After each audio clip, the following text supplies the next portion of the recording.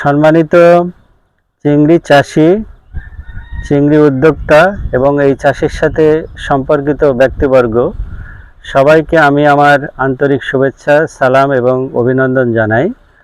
আমার নাম ডক্টর অক্ষয় কুমার সরকার।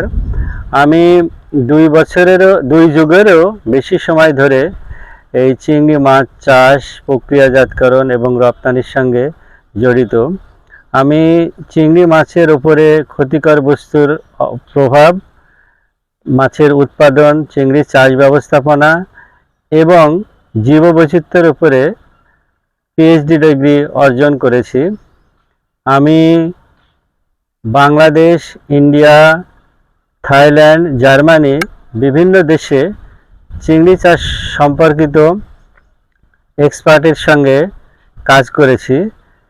তো আমার এই সুদীর্ঘ জীবনে এই সরাসরি মাঠ পর্যায়ে কাজ করতে গিয়ে আমার যে অভিজ্ঞতা হয়েছে সেটা আমি আজকে আপনাদের সঙ্গে শেয়ার করতে চাই। আমি যখন চিংড়ি চাষের জন্য অন্ধ্রপ্রদেশে চাকরি করি, সেই সময় থেকেই আমার মনে হয়েছিল যে এই চাষ ব্যবস্থাপনার কিভাবে উন্নয়ন করা যায় এবং কোথায় আমাদের ঘাটতি আছে। তো সেখান থেকে আমার যেটা দেখেছি, চিংড়ি চাষে যদি কখনো খোলস দেয়, চিংড়ি মাছ যদি খোলস দেয়, তাহলে ছোটোখাটো অনেক সমস্যাগুলা তখনই সমাধান হয়ে যায়। কারণ খোলস দিলে ইভেন কি কোনো চিংড়ি মাছে যদি কারাপেসের উপর দিকে ফোটকা ফোটকা WSSB ছড়াই যায়, ভাইরাস ছড়িয়েও যায়, তারপরে যদি এটা খোলস দেয়, সেগুলা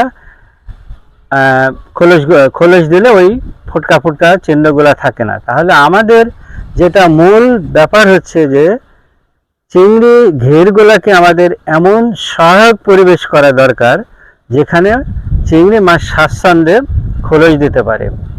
তো এই কারণেই আমি অনেক দিন এই চাষ ব্যবস্থাপনা জড়িত থাকার ফলে আমি কিছুটা অভিজ্ঞতা হয়েছে, সেটাই আমি শেয়ার করি। আমরা ইন্ডিয়াতে একটা কোম্পানি আছে, গ্লুকাস অ্যাগ্রোথিম প্রাইভেট লিমিটেড। এটা ইন্ডিয়ান কোম্পানি। এই কোম্পানিটা ISO সার্টিফিকেট পাওয়া এবং ইন্ডিয়ান গভর্নমেন্টের অনুমোদিত প্রোডাক্টগুলো এনারা মার্কেটিং করে আর কি। তো এদের একটা প্রোডাক্ট আছে, যে প্রোডাক্টটা ব্যবহার করলে অনেকগুলা সমস্যার সমাধান হয়ে যায়, বিশেষ করে খোলস দেওয়ার জন্য আর কি।